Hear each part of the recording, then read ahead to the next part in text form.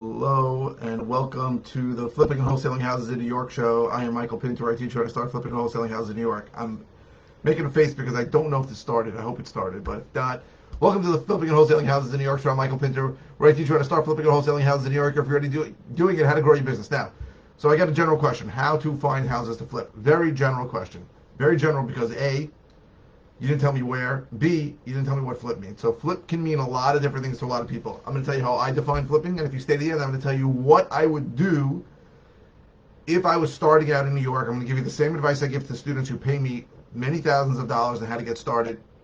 I'll talk about that. So first, let me tell you how I define flip and how a lot of other people define flip. So I define flip as actually closing on a property, a fix and flip. Closing on a property, doing some significant renovations to it, and then selling it. That's how I call it flip.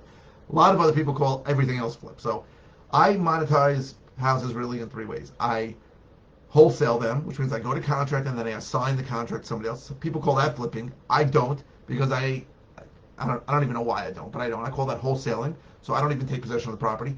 I buy properties and wholesale them, which means I do minimal or zero work to the property and put it back on the market. And then a flip. A flip to me is a house that somebody bought, did significant renovations to, and then sold. Again, that's just how I define it. You can define it differently. So first of all, let's talk about it in 49 states and in New York. In 49 states, if I wanted to find houses to flip, I would go to local county and I would find code violations, right, from the building department. So who's not cutting the grass? If you're in a snow area, who's not shoveling the snow? Tax delinquencies, who's not paying the taxes? And I might, depending on the state, go to pre-foreclosure people also, and I'd stack those lists and I'd see who shows up on all of them. Those are the people that I would skip trace. So I'd have the addresses, I would skip trace them to find out their names and phone numbers of who owns it. And then I would call the mother effing F out of it, right? I would just call it nonstop, right? And I would text it, and I would probably mail the mailing addresses on them, and that's what I would do. Now, understand, you're going to be competing with a lot of other people, and almost pretty much everywhere, and your spreads are smaller. But in New York, I can't get code violations in my counties. I can't get tax delinquents except maybe once a year, and it's a crappy list. So I pay for data from data aggregators, providers.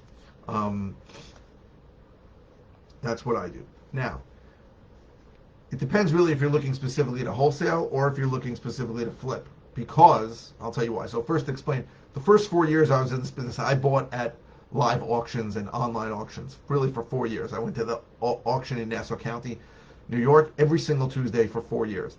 I spent 40 to 50% of my week on that auction. So I prepare for the auction. I'd pay for a list of properties that were scheduled to come on the auction. I'd make a lot of calls. I'd go look at properties.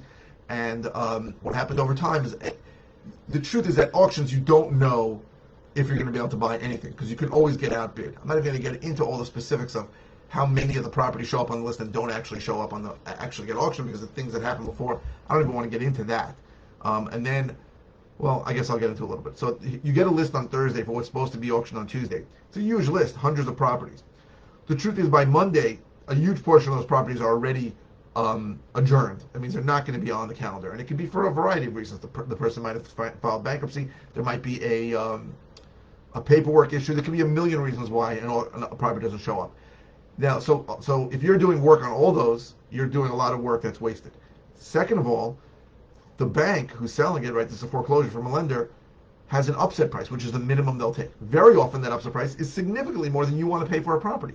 So you can do all this work, it actually shows up on there, and then you want to pay $300,000, and the bank says upset price is $500,000. So that basically means you just wasted your time. Then even more than that, even if something shows up and the upset price is a price that you would be willing to pay, you can get outbid, right? If max you'll pay is $300, some other guy pays $350, you're not going to buy the property. So for me, after 4 years of this, I realized this is not a scalable system for me to buy properties, because I was spending half my week on something that could very often produce zero. Though many times I didn't buy anything. So at that point, I decided to go direct to seller. Right. So I now spend a lot of money every month going direct to seller, and it gets me properties to flip. Now, if you are to wholesaler flip, now I remember how I got here. So if you are buying properties to wholesale, understand you cannot compete at an auction market with other people that are actually flipping, right? People that are renovating the properties. if you're going to renovate a property, and it's difficult at an auction because sometimes you can't see the inside, but there are certain assumptions that are going to be made, and the renovator, the flipper, the rehabber is going to be able to pay more than you can pay as a wholesaler, because as a wholesaler, the money you make is the spread between what you go to contract in and what a rehabber will pay. So the only way to get things, in my opinion, cheap enough to be able to wholesale them is to go direct to seller. That was a huge light bulb that went off in my head. I actually got it from Brad Chandler, I think. I spoke to him about it. So when you go direct to seller, you can buy things cheap enough that you can still make money assigning the property to a rehabber. So you got to understand that if you're looking to flip, you can pay more, because if you're looking to wholesale, there has to be some spread between what you're going to pay and what a rehabber will pay. So if you're really looking for properties to flip, that means you're going to close on them, fix them up, and sell them. You can go to auctions, right? And you can go to online auctions too. But online auctions, I'll do another video on. For me, it's a rabbit hole that drives me bananas, and it sucks away all my time and almost never results in me buying a property. Right? When I started, a result of almost never buying a property meant I did buy a property once in a while, and that was worth it for me. For now, it's not worth it for me, but if you have the time and you're looking for your first property, it is possible to find it on an online auction site like Hubzu, auction.com, a Zone, that's XOME, and in other parts of the country, there's Hudson and Marshall. And I think most of the properties I see on online auctions in New York, in my area, are on Zone, auction.com, or on Hubzu. But there are plenty of other sites that are big in other states. Oh, sorry. So now, my point is, you can pay more if you're looking to really flip it, how I define flipping a property, which means buying the property, doing renovations to it, and selling it. If you're looking to wholesale, it's very hard for me to even fathom that you're going to be able to buy a property cheap enough to wholesale unless you're going direct to seller, which means, and this is the important part, which is how I coach people to do this, which means you need to buy lists of people that are likely to sell. So there are two places I would recommend going for that. One is PropStream, and the other one is Listability. And on PropStream, you can get a subscription for $97 a month. If you use my link below, you get 10% back every month, and you get a 7-day free trial. And then you're allowed to download up to 10,000 addresses a month. PropStream, the problem with getting data from PropStream is at this point, and this may change, you can only do it like by county. You can't be specific with area codes. On Listability, you can be specific with area codes, and you're going to get a list that's going to cost you, if you're getting a list of 10,000, which is what I recommend, around 10,000, $500 to $600. That's a list that should last you 6 to 9 months. People that are likely to sell. So what criteria would I use?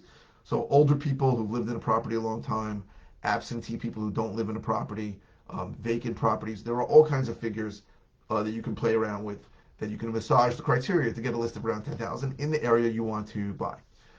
And then, again, you skip trace the list, and you call it and text it, which is both free if you have an unlimited data plan. I don't know anybody who doesn't. That's what I would do to start. I would get a list, call it and text it. If you need a script, shoot me a comment. I'll send you my script. My script is golden. I should probably charge $10,000 for it. I'll send you the script if it helps, of exactly what to say. And understand, you're basically asking them, hey, I'm interested in buying. Are you interested in selling? That's the gist of it. And then most people are going to say no, or screw you, with some version of no. And then some people are going to say yes, and some people are going to say maybe. And those are the people you have to keep talking to. Most of them are not going to say, I want to sell tomorrow. So that is the basic gist of how this thing works. That's how I would start, and that's how I would look. That's if you're looking to wholesale. If you're looking to flip, you have other options, right? You can go to auctions. You can go to online auctions. You can buy properties from wholesalers, right? Because they should be leaving you enough room for you to make money. So there are a lot of other options. If you want to find wholesalers, I'd literally Google in your city or your county, sell my house fast, and see who shows up. The people who shows up are probably wholesalers. And you can say, hey, I'm looking to flip my first property. Can I get on your list? I'd be very honest. The bullshit comes through. So a lot of people call me and go, oh, I work with a group of people that buys properties. That just tells me you're full of shit. You're trying to middle in on deals. You're wholesaling. Just be honest with me. I don't mind wholesaling. I wholesale myself. Right? Half the properties I buy, I probably wholesale. The other half I close on.